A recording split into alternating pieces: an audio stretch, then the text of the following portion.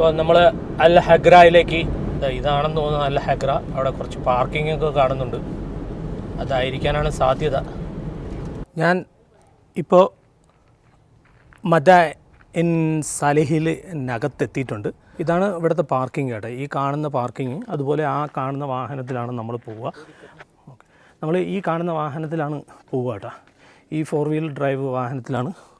ഒരു വണ്ടിയിൽ എനിക്ക് തോന്നുന്നത് 5 or 6 പേരെയും കണ്ടേ കൊണ്ടുപോകുള്ളൂ. ഇത്രയും വണ്ടികളുണ്ട്. ഇവിടുന്ന് ഒരു ട്രിപ്പ് പോകുന്നത് 4 മണിക്ക്, പിന്നെ അത് കഴിഞ്ഞ് 4:30, പിന്നെ 5:30. 3 ട്രിപ്പുകൾ മാത്രമേ അകത്തേക്ക് പോകുള്ളൂ. അപ്പം നേരത്തെ നമ്മൾ ടിക്കറ്റ് ബുക്ക് ചെയ്യണം. ടിക്കറ്റ് ബുക്ക് ചെയ്താൽ മാത്രമേ നമുക്ക് പോകാൻ പറ്റുള്ളൂ. 5:30 വരെ അകത്തേക്ക് കയറ്റി വിടുള്ളൂ. പിന്നെ അവിടെ നിന്ന് പുറത്തേക്ക് കൊണ്ടുവരികയാണ് എന്ന് പറഞ്ഞാൽ. അതാണ് ഇവിടുത്തെ ഒരു മ്യൂസിയം ഉണ്ട്, ആ മ്യൂസിയത്തിലാണ് നമ്മൾ പോവുക. ഇതൊരു ഓഫീസാണ്. ഈ ഓഫീസിൽ നിന്നാണ് നമുക്ക് ടിക്കറ്റ് എടുക്കേണ്ടത്. ടിക്കറ്റ് ഓൺലൈനിലും എടുക്കാം, അല്ലെങ്കിൽ ഇവിടെ വന്നും എടുക്കാം. ഒരാളിന് 95 റിയലാണ് ടിക്കറ്റ് ചാർജ്. പിന്നെ 5 വയസ്സിന് താഴെയുള്ള കുട്ടികൾക്ക് ടിക്കറ്റ് ചാർജില്ല. പിന്നെ 5 വയസ്സിന് മുകളിലുള്ള കുട്ടികൾക്ക് 18 വയസ്സ് വരെ 35 റിയാലാണ്. അപ്പോൾ നമുക്ക് അകത്തേക്ക് പോകാം. എങ്ങനെയാണ് ടിക്കറ്റ് എടുക്കുന്ന അതിൻ്റെ സെറ്റപ്പൊക്കെ കാണാം. ഇതൊരു ചെറിയൊരു ഹിഗയുടെ വിസിറ്റിംഗ് സെൻറ്റർ, ഹോസ്പിറ്റാലിറ്റി എന്നൊക്കെ എഴുതി വെച്ചിട്ടുണ്ട്. ഇതൊരു റിസപ്ഷനാണ്. നമുക്ക് റിസപ്ഷനുള്ളിലേക്ക് പോകാം. ഇപ്പോൾ ഇവിടെ കോഡുണ്ട്. ഈ കോഡ് സ്കാൻ ചെയ്ത് കഴിഞ്ഞാൽ നമുക്ക് ഇതിൻ്റെ ഫുൾ ഡീറ്റെയിൽസ് കിട്ടും കേട്ടോ. ഇതാണ് QR കോഡ്. ഇതിനകത്തേക്കാണ് നമ്മൾ ഓഫീസ്. ഈ ഓഫീസിൽ ഇങ്ങനെ കയറി കഴിഞ്ഞാൽ ഇവിടുന്ന് ടിക്കറ്റ് എടുക്കാം. ടിക്കറ്റ് എടുത്ത് ഇവിടെ 95 റിയാലാണ് ഒരു ടിക്കറ്റിൻ്റെ ചാർജ് കേട്ടോ. ഇവിടെ ഇതിനെക്കുറിച്ചുള്ളൊരു ഡീറ്റെയിൽസ് ബുക്കൊക്കെ ഇവിടെ ഉണ്ട്. അതുപോലെ വാട്സപ്പ് സ്കാൻ ചെയ്ത് കഴിഞ്ഞാൽ ഇതിൻ്റെ ഫുൾ ഡീറ്റെയിൽ കിട്ടും. ഇവിടെ സഞ്ചരിക്കാനുള്ള എല്ലാ ലൊക്കേഷനും കിട്ടും. ഈ കാണുന്നതാണ് നമ്മൾ കാണാൻ പോകുന്നത് കേട്ടോ. ഈ പിക്ചറിൽ കാണുന്ന ഭാഗം ഇതൊക്കെ നേരത്തെ കല്ലിൽ കൊത്തി ഉണ്ടാക്കിയതാണ്. നേരത്തെ ജനവാസമുള്ള സ്ഥലമായിരുന്നു. ആ ഒരു ഇവിടെ അവസാനമായിട്ട് വസിച്ചിരുന്ന ഒരു ലേഡിയുടെ സ്കള്ളൊക്കെ എടുത്ത് അതിൻ്റെ അവരെ ടീത്തൊക്കെ പരിശോധിച്ച് അതിൻ്റെ ഒരു ഫുൾ ഡീറ്റെയിൽസ്. ഇനി നമുക്ക് ഇവിടുത്തെ മ്യൂസിയം കാണാം. നമ്മൾ മ്യൂസിയത്തിനകത്തേക്ക് പോവുകയാണ്. ഹീനത്ത് എന്ന് പറയുന്ന ലേഡിയാണ് ഇവിടെ അവസാനമായിട്ട് ജീവിച്ചിരുന്നത് അകത്ത്. അവർ അറൗണ്ട് ഒരു 40 വയസ്സുള്ളപ്പോൾ അവർ മരിച്ചുപോയി കേട്ടോ. പിന്നെ അവരെ ശരിക്കും ഒറിജിനാലിറ്റി അവരിവിടെ അവരുടെ സ്കള്ളൊക്കെ എടുത്തിട്ട് നല്ലതുപോലെ ഉണ്ടാക്കി വെച്ചിട്ടുണ്ട്. അതിൻ്റെ ആ സ്റ്റാച്യു മേക്ക് ചെയ്യുന്നത് ഇവിടെ പൂർണ്ണമായിട്ടൊരു വീഡിയോ ഉണ്ട്. മേക്ക് ഓവർ ചെയ്തത് അതിൻ്റെ ഒരു ആർക്കിയോളജിക്കൽ ടീമാണ് ഇവിടെ കമ്പ്യൂട്ടർ വഴി ഡിസൈൻ ചെയ്യുന്നത് കേട്ടോ. അതിൻ്റെ വീഡിയോ ആണ് ഞാൻ ഇവിടെ കാണിക്കുന്നത്, അല്ലാതെ ഒറിജിനലല്ല. അവർ കമ്പ്യൂട്ടറിൽ ഡിസൈൻ ചെയ്തെടുത്തു. അതിനൊരു ഷോർട്ട് ഡോക്യുമെൻ്ററിയാണ് ഇവിടെ കാണിച്ചുകൊണ്ടിരിക്കുന്നത്. പക്ഷേ അത് ഫുള്ളായിട്ടൊക്കെ മാസങ്ങളോ വർഷങ്ങളോ ഒക്കെ എടുത്തിട്ടുണ്ടാകും ഇത് റീമേക്ക് ചെയ്യാൻ.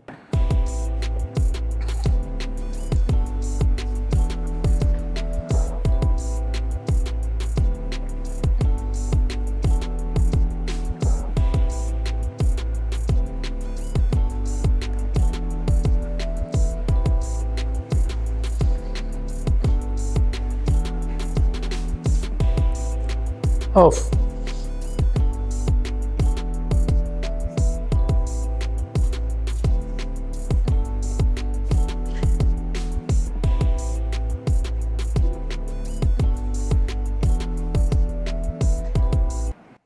ഒറിജിനൽ തോറ്റുപോകുന്ന രീതിയിലാണ് ഇത് ഉണ്ടാക്കിയിരിക്കുന്നത് കേട്ടോ.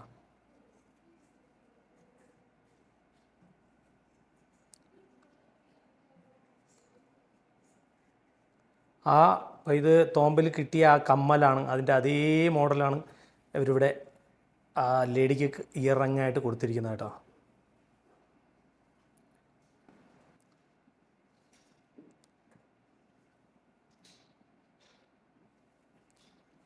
ഇനി നമുക്ക് അതിൻ്റെ ഒറിജിനൽ കാണാം. ഇവിടെ മേക്ക് ഓവർ ചെയ്തിട്ട് കൊണ്ടുവന്ന് വെച്ചിട്ടുണ്ട്. ഇതാണ് ഒറിജിനൽ കേട്ടോ. ആ സ്കളിൽ നിന്ന് അവരുണ്ടാക്കിയ ഒറിജിനലാണ്. എത്രമാത്രം ബുദ്ധിമുട്ടി, എന്തുമാത്രം വർക്ക് ചെയ്തിട്ടാണ് അവരിത് ഒറിജിനലി ഉണ്ടാക്കിയെടുത്തത്. ഇതായിരിക്കും അവരുടെ ആ സ്കളിൻ്റെ ഒരു കമ്പ്യൂട്ടറിൽ നിന്ന് കിട്ടിയ ഒരു രൂപമാണ് ഇവിടെ കാണുന്നത്. ഇതായിരിക്കും എന്നാണ് പറയുന്നത് ഒറിജിനലി. അത് തോന്നുന്നുണ്ട് കേട്ടോ, ഒരു ഒറിജിനൽ ലേഡി ഇരിക്കുന്നത് പോലെയാണ് അവരുടെ ഫേസൊക്കെ കറക്റ്റ്. ഞങ്ങൾ ടൂറ് തുടങ്ങുകയാണ്. ഈ ബസ്സിലാണ് നമ്മുടെ യാത്ര. ബസ് പുറപ്പെടാൻ പോവാണ്. ആൾക്കാരൊക്കെ കയറി തുടങ്ങി കേട്ടോ. സമ്മർ ആയതുകൊണ്ട് ബസ്സിലാണ് യാത്ര.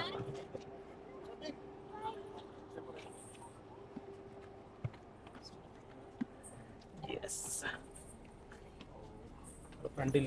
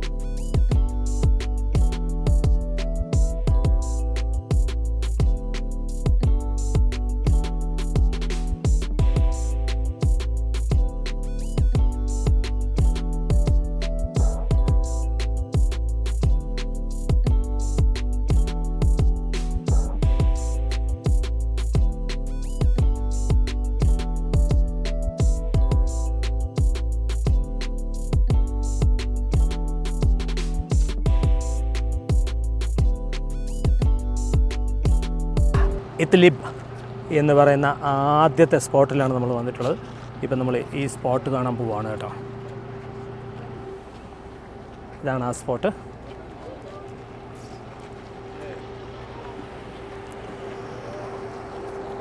ഈ ബസ്സിലാണ് നമ്മൾ വന്നത് കേട്ടോ. ബസ്സിലാണ് ഇവിടെ കൊണ്ടുവരിക.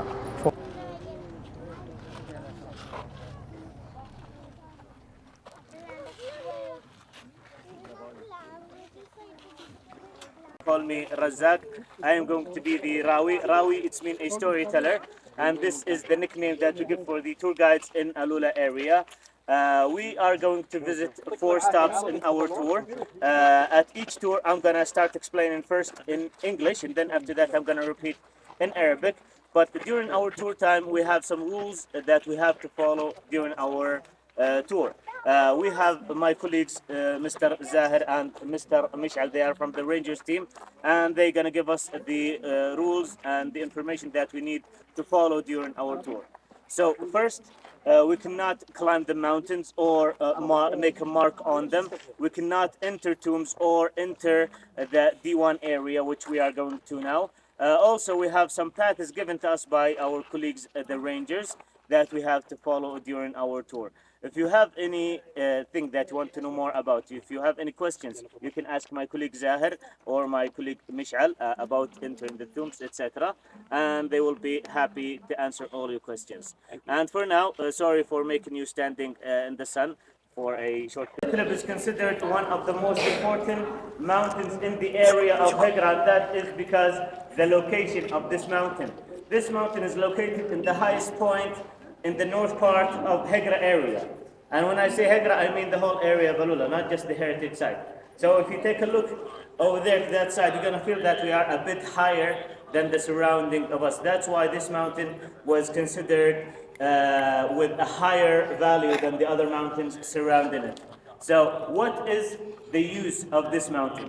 The ancient civilizations used the top part of this mountain as a watchtower to guard the area, and also they used other high parts of this mountain as temples, because back then most of the ancient civilizations have general religious beliefs.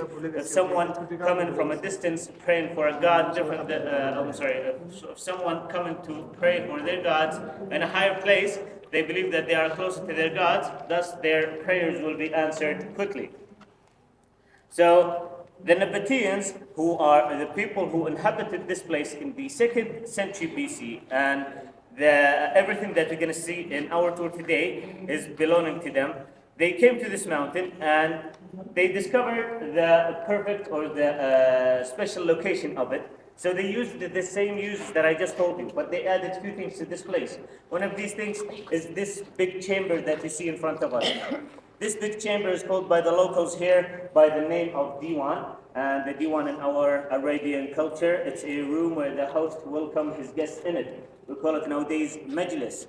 Every house today in Saudi Arabia have to have a majlis in it to welcome the guests. But this room, it's not used as a welcoming area, as I told you ago. This room, as what the archaeological team say, is more of a parliament, a place where the politicians gather to discuss the laws of the city, issue new laws, etc. And they are all gathered in this chamber here. The other thing that the Nabateans added to this place are these carvings that you see to the right side and left side of this path over here that are looking like windows. These window-shaped carvings are niches. A niche is like a small temple, a place where people practice their religious rituals at. And we are talking in the before Christ period, so most of the people, they were pagans, they pray for idols. So every niche in this place is representing a different idol, because as you can see, it's got a different shape and size to it. So this is what gives us the indication that these niches are representing different religions. So this is give us an idea that the Nabateans, who are the people who inhabited this place, as I told you ago, they have freedom of religion. When someone coming from a different part of the world, praying for a god different than theirs, or practicing a religious ritual different than theirs, he or she more than welcome to carve a niche for their religious or religion in this place and practice their religious rituals in this place, so they can prove that they are welcome in the Nabatean kingdom. Do you have any questions? Anything that you want to know more about? Is this natural? Is this natural? Yes, it is natural. It's made by corrosion, yes. Is it in the same period? Yes, it is. It is in the same period. The same period that, you mean the carvings or this this room? Is it in the same period with what? How old is it? How old is it? It's around 2000. കണ്ടല്ലോ, ഈ മലകളാണ് ഇങ്ങനെ കാണുന്നതായിട്ട്. ഇത് മൊത്തം naturally ഉണ്ടായതാണ്. ഇവർ നമ്മുടെ കൂട്ടത്തിൽ tour guides ഉണ്ട്, അവർ തന്നെ പറയും കേട്ടോ, ഇതെല്ലാം നാച്ചുറലി ഉണ്ടായതാണ്, നാച്ചുറലി ആയതാണ്. ഇതേ കണ്ടോ, ഭയങ്കര ഉയർച്ചയിലാണ് ഈ മലകൾ. ഈ മലയിൽ ഈ തുടക്കത്തിൽ കാണുന്ന ഒരു സിറ്റിംഗ് ഏരിയ ഉണ്ട്. ആ സിറ്റിംഗ് ഏരിയ ഇവർ ഉണ്ടാക്കിയതാണ്. ഇത് ഇവരുടെ പാർലമെൻറ്റ് എന്നാണ് ആർക്കിയോളജിക്കൽ ഡിപ്പാർട്ട്മെൻറ്റിൽ നിന്ന് അവർ പറയുന്നതെന്നാണ് പറയുന്നത്. അതായത് ഇവിടുത്തെ പ്രമുഖരും മറ്റുള്ളവരുമായിട്ടിങ്ങനെ സംസാരിച്ചിരുന്ന ഒരു സ്ഥലമാണ് ഇത്. ഇവരുടെ അറബിക്ക് ഇതിൽ പറഞ്ഞാൽ സാല എന്ന് പറയും. ഇവിടെ അവരുടെ വിസിറ്റേഴ്സിനെ റിസീവ് ചെയ്യുന്ന സ്ഥലമാണത്. ഈ പോയിൻ്റിൽ നിന്ന് ബാക്കിലോട്ടാണ് ഇനി നമ്മൾ യാത്ര ചെയ്യുക. അപ്പോൾ ഇനി നമുക്ക് ഒത്തിരി കാണാനുണ്ട് കേട്ടോ. അവിടെ കാണുന്ന ആ ഭാഗത്തൊക്കെ നമ്മൾ പോകുന്നേ, ഈ കാണുന്ന ഭാഗത്തൊക്കെ നമ്മൾ പോകാനുണ്ട്. അവിടെയൊക്കെ നമ്മൾ പോയിട്ട് അവിടുത്തെ എല്ലാം കാണാം. ഇവിടെ മൊത്തത്തിൽ ഈ ചരിത്രം ഉറങ്ങുന്ന ഒരു സ്ഥലമാണ്.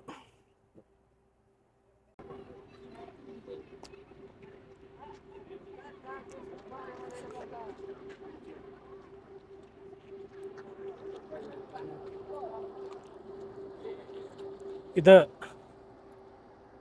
ജബലൽ ബനാത്ത് എന്ന് പറയുന്ന കസറൽ ബിന്ദ് ഇതാണ് കേട്ടോ.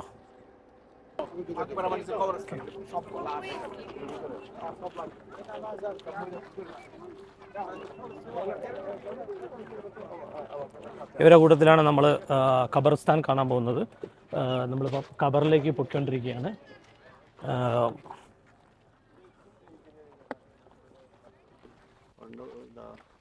Kind of people in this areas already destroyed.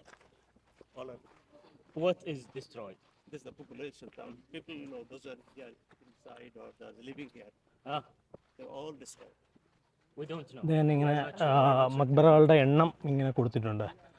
38, 37, 35. These are graves. Tomb. Yeah. يعني كلها قبور. قبور نعم. الحين طيب من اول قبل ഇതെല്ലാം ക്രേവുകളാണ് കേട്ടോ. ഇത് കയറി കാണേണ്ട സംഭവം തന്നെ. എന്തായാലും നമുക്ക് തുടക്കത്തിൽ നിന്ന് ഇങ്ങോട്ട് വരാം. لقينا مقبرة سنة 2011 داخلها هياكل عظمية يعني ഇത് ഈ മല ചുറ്റിയുണ്ട് കേട്ടോ. തോമ്പുകൾ العظمي للامرأة 34 ഓക്കെ 176 34 الطول العادي ഇത് الطول اللي متعارف 33. ഓ ഇതിങ്ങനെ, പക്ഷേ ഇതെല്ലാം കാണേണ്ടതാണ് കേട്ടോ. എന്തോരം മലയാണെന്ന് നോക്കി. ഒരു ഭയങ്കര മല, പാറ, അതിനുള്ളിലാണ് ഈ ഖബറുകൾ മൊത്തം അന്നത്തെ കാലത്ത് ഉണ്ടാക്കിയത്. നിങ്ങൾ ആലോചിച്ച് നോക്കിയാൽ oh what a scene. Okay അല്ല Okay, this is no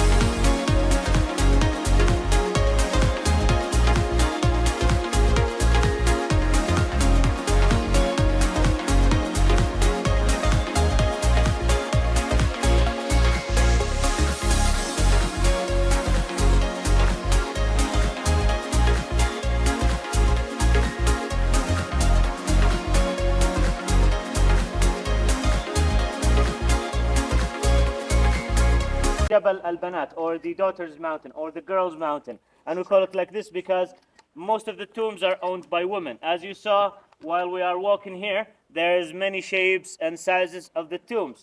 And that's because the tombs, the tomb shape and decoration is dictated by the amount of money that the owner is willing to pay. The more the owner pay, the bigger the tomb is going to be, the very well decorative is going to be. The less the owner pay, the more humble is going to be his tomb looking. So what most of the people asking me about is, this is a tomb or a house? These are tombs, graves, burial areas. So where is their houses? Where is their residential area? This big open space that you see behind us, close to us, this is their residential area, which is today under excavation and still searching for new discoveries in these places. What is the way that they are doing to prepare their dead people for burial? They start by washing the dead body with water and clove, because the clove will slow the dissolving process of the body. They wrap the dead person with 3 layers of white wool and then a 4th layer of cow skin. They tie it with rope. They bring them inside the tomb, and then they just lay them on the ground, or if there's a hole deep under the ground, they put them inside it, or if there's a deep chamber inside the rock, they're gonna put them inside it, because these are considered different shapes of graves. And then later they close the പോയിന്റിലാണ് കേട്ടോ. മൂന്നാമത്തെ പോയിന്റിലാണ് നമ്മൾ എത്തിയത്. ജബൽ അൽ അഹ്മർ, അതായത് ചുമന്ന കുന്ന്, അവിടേക്കാണ് നമ്മൾ വന്നിട്ടുള്ളത്. അപ്പോൾ ജബൽ അൽ അഹ്മർ ഇതാണ്. ഇവിടേക്ക് നമ്മൾ പോകാൻ പോവാണ്. ജബൽ അൽ അഹ്മർ, ചുവന്ന കുന്ന്. അപ്പോൾ അവിടേക്കാണ് നമ്മൾ വന്നിട്ടുള്ളത്. ഈ കാണുന്ന കുന്നും അതിനകത്തുള്ള കുറച്ച് വീടുകളുണ്ട്. അപ്പം നമ്മളത് കാണാൻ പോവാം. അപ്പോൾ in Higra Heritage Site. This place is called Jabal al-Ahmar, or the Red Mountain, and we call it by this name because if you take a look at the black stones on top of this mountain, these black stones, when it rains and gets wet, it turns to the color dark red, and that's why we call this mountain as the name Jabal al-Ahmar. Imagine with me, do you see this sand dune in front of this mountain? Imagine with me that around 15-20 years ago, This dune is covering the mountain to the half of it. And at the time, Alula, it's a desert area. It doesn't rain a lot over here. So what happened is that it was heavily raining unexpectedly at that time, which caused the height level of the sand dune to reduce and uncover to us one of the tombs. The tomb in question is the third tomb to the right. Do you see the big tomb with the two circles resembling roses? Yeah. It's the one to the left of it. You can see it. It's a medium-sized tomb with a crack on the entrance. This is the tomb that I am talking about. So because of the rains, the top part of that tomb, it was uncovered. So the archaeological team started digging until they exposed the whole tomb. Now, and the archaeological team, when they exposed that tomb, they discovered a wall in front of the door. And that's what gives us this information, that it's closed by two ways. First, it's a wall. They break it off, and then they open the door behind it. There was a wooden door behind it. They open it, and inside the tomb, they discovered 80 skeletons. Yes, 80 skeletons. Big number. And they collected them all. Yes, 80. In one tomb, yes. They collected them all and start to take samples of each skeleton from the bones and analyze their DNA, and also study the bones with a substance called carbon-14 to give us an information about it. So they discovered that the whole 80, they are one family. Yeah, but they are generations, not one generation. Let's say they are the parents, the children, the grandchildren, the grand-grandchildren, etc. And this is one giant generation inside one tomb. The tomb was owned by a woman called Haynah bint Wahb, depending on the inscription written on top of the entrance of the tomb. And they start search for the oldest skeleton for a woman inside that tomb. And they discovered the skeleton for a woman in the late 30s, early 40s of her age. It died due to an illness. They took her skull and 3D scanned it and created a statue resembling the lichens of that woman. Now the statue is exhibited in a small exhibition in our visitor center. Did you see it? Yes. Yeah. For those who didn't see it, when we finish our tour, you can go and see it. It's in our visitor center. So there's one more thing to see here before we go to the next stop. But before I let you go and see it, do you have any questions regarding Jabal Al-Ahmar? Yes, ma'am. All these natural? Are these natural? Yes, they are. They are not natural. They are human-made, but they are old. They are original. Yes, they are not been rebuilt or anything like that. Any other question? Okay, so you can go to my colleague Mishal in the middle part of the parking area. He will show you something very unique, and then after that we'll go back to the bus and continue the tour to the next place. You can ask my colleagues, the rangers. They will help you. Don't worry. But for now, you can go over there, and then later, if you maybe you will have time. Okay. കണ്ടല്ലോ ഇത് face rock ഇപ്പം നമ്മൾ കാണുന്നത് face റോക്കാണ്. ഇത് ജബൽ അൽ അഹ്മറിൻ്റെ തൊട്ട് അടുത്തുള്ളതാണ്. അതായത് ചുവന്ന കുന്നുകൾ അടുത്തുള്ളതാണ്. പിന്നെ ദേ ആ കാണുന്ന ഇതൊക്കെ കണ്ടില്ലേ, അതും നമ്മൾ അവിടേക്ക് വേണ്ടി പോകും. ആ ഭാഗത്തേക്ക് വേണ്ടി നമ്മൾ പോകുന്നുണ്ട്. അതിൻ്റെ പേരെന്താണെന്നറിയില്ല. അവിടെ പോയാൽ മാത്രമേ അവർ പറഞ്ഞു തരുള്ളൂ. അപ്പോൾ എന്തായാലും നമുക്ക് അവിടെ പോയിട്ട് അത് കാണാം. ഈ കാണുന്നത് ഫേസ് റോക്കാണ്. ഇത് ഫേസ് റോക്ക്.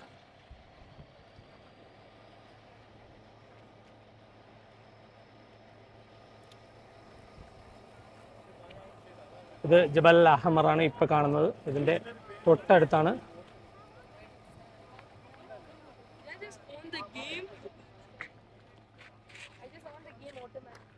ഇതെല്ലാം റോക്ക് തന്നെയാണ്. ഇത് മൊത്തം റോക്കാണ് ഈ കാണുന്നത്. 4 സൈഡിലും റോക്ക് മാത്രമേ ഉള്ളൂ കേട്ടോ. ജബൽ അഹ്മറിൻ്റെ അടുത്താണ് ഇതെല്ലാം. അപ്പോൾ ഈ തോമ്പിലേക്ക് നമുക്ക് പോകാൻ പറ്റില്ല. നമ്മൾ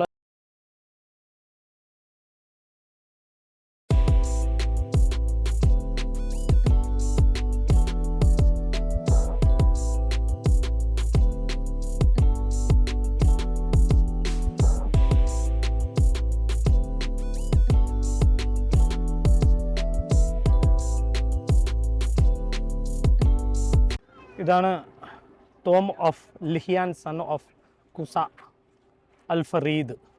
നമുക്കിനി ആ തോമ്പിലേക്ക് പോവാം. പവനെ കമാൻ. Poppy. എന്താ എന്താ It's the last one. ആ ഇത് this is last one destination ആണ്. ഇതിനപ്പുറത്തേക്ക് ഇനിയൊന്നുമില്ല.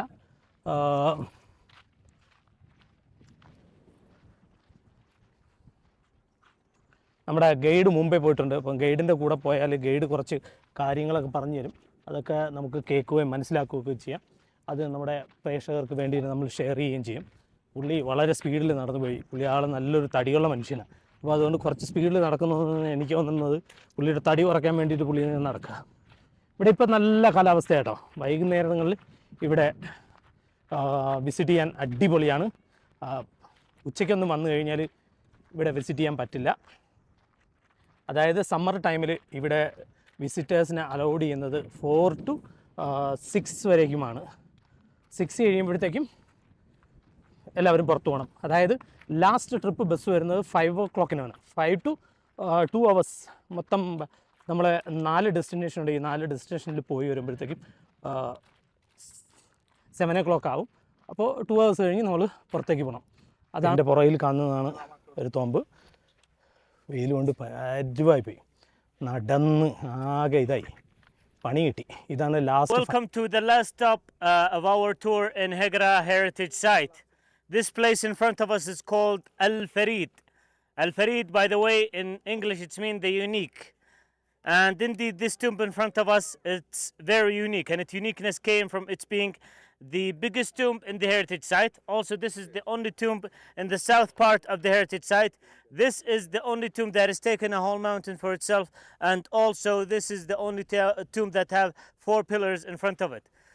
But with all these unique features that this tomb have, although it's unfortunately not completed or finished to a certain point, and because it's not finished, now we understand how did they carve these tombs and what tools were they using and how much time it was taking them to carve a tomb like this.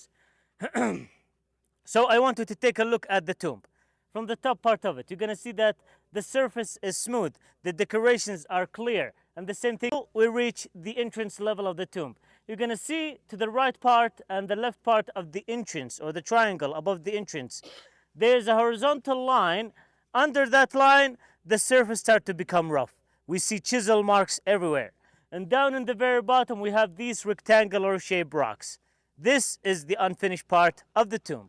And from it, we understand that they first start by climbing the mountain to the top. They don't have ladders or scaffoldings to help them climbing. So what they do, they dig holes or carve holes to help them climb to the top. And these holes usually in the middle part of the rock. So when they can remove the rocks, they remove also the trail that they digged to climb the mountain and get down from it. So they use iron tools, iron chisel and iron hammer to break the stones in rectangular shapes similar to what we see in the very bottom, because it's easier and faster on them to remove the rocks this way and also to recycle them in their residential area. They remove a level of 1 or 1.5 meter. And then they start to decorate the tomb by using smaller chisels and hammers. And then at last they finish by sanding the surface of the tomb by using rough basalt rock. A lot of people today use this type of rock to clean the bottom part of the feet. Now I guess everybody knew what this type of rock. So they repeat this process a meter after another until they finish the whole tomb. The owner of this tomb, he is a man called Lahyan bin Kuza, or Lahyan son of Kuza. He is a general at the Nabatean army. We know the name because if you take a look on top of the eagle shape, on top of the entrance, there's a square. That square is usually found in most of the tombs, not all of them, but most of them contain this square. This square, they usually write inside it an inscription mentioning the owner name. And inside it, we discover the owner name, Lahyan son of Kuza. And as I told you ago, the archaeological team believe that he is a general at the Nabatean army. In the year 106 AD, there was a battle between the Roman army and the Nabatean army. The battle was here. in Hegra and also in Betra. So a lot of people believe that Lahyan participated in that battle and got killed, and maybe that is the main reason for him not to finish his own tomb. The archaeological team put the process of carving a tomb inside a computer simulation to give us an idea about how much time it's taken them to carve a tomb like this. So they say that the amount of time is changing depending on the size of the tomb, the decorations on it, the depth of it. The small tomb with no decorations at all, it will take them from 3 to 5 months maximum to finish. While this tomb in front of us, the biggest tomb in the area of Hegra, it will take them approximately from 8 to 14 months to finish. Do you have any questions, anything that you want to know more about? What nation, what Prophet's nation was here? At what prophet period do you mean? At what prophet period it was here? They were close to the Prophet Isa ibn Maryam alayhi salam, or some people call it Jesus. So we hear stories about that there was azab of Allah. Is that true? The adab, it was happening on the people of the Prophet Saleh. The people of the Prophet Saleh, they used to live in the area of Al-Hijr or Hegra, but it's not this place where we are. Because if you remember in the beginning of our tour, I told you that when I say Hegra, I mean the whole area of Alula, not just the heritage site here. And a lot of people speculate that the area of Adab or the area of the Prophet Saleh, it's on the sides. Because when the Prophet Muhammad والسلام, he passed by it, he was going with an army. He was not traveling, he was going with an army. And usually the armies don't go on main roads, they go on side roads. So it's on the side. This is what most of the people speculate. And inshallah, maybe in the future we will understand more about it. But we are certain that it's not here. To give you the short. Prophet Muhammad told people to not stay in that area. Is that true or it's true? Yeah, no, it is true. It is true. Yes, the Prophet Muhammad said that don't stay in that area, walk fast, cry or act crying. It's true. But as I told you, it's not here. It's close to the sides. But where exactly, we don't know. Allahu A'lam. They have door, kind of door or something, wood door. Do they have a kind of door to close the tomb? Yes. Okay. So as I told you ago in Jabal al-Ahmar area and also in Jabal al-Banat area, there was 2 ways to close the tombs. First, they have a wooden door from the part inside the tomb. And outside the tomb, they have a wall in front of the wooden door. If there's someone new in the family will passed away and they want to bury him inside it, they have to break the wall again and open the door, finish the burial rituals, and then close the wooden door and then rebuild the wall again. Any other question? ഞങ്ങൾ ജുദാൻ്റെ വണ്ടിയിലാണ് പോയത്. ജുദ from Egypt മസറിയാണ്. അപ്പോൾ പുള്ളിയാണ് നമ്മളെ ഡ്രൈവറായിരുന്നു, നമ്മളെ വഴി കാട്ടി, നമ്മളെ ജബലിലെല്ലാം കൊണ്ടുപോയത്. അടിപൊളി ഡ്രൈവറായിരുന്നു, നല്ല മനുഷ്യനാണ്. ശരിക്കത് എന്താ കലം ലമാർ, ഓക്കെ, അല്ല അറബിയ എന്ന് പറഞ്ഞിട്ട് ഈജിപ്റ്റ്. മാഷാ അല്ലാ മാഷാ അല്ലാ. അന സൗ യൂട്യൂബ്, ഓക്കെ, ഇൻഷാ അല്ലാ ബാദീൻ ഇൻ ദ ഷൂഫ്.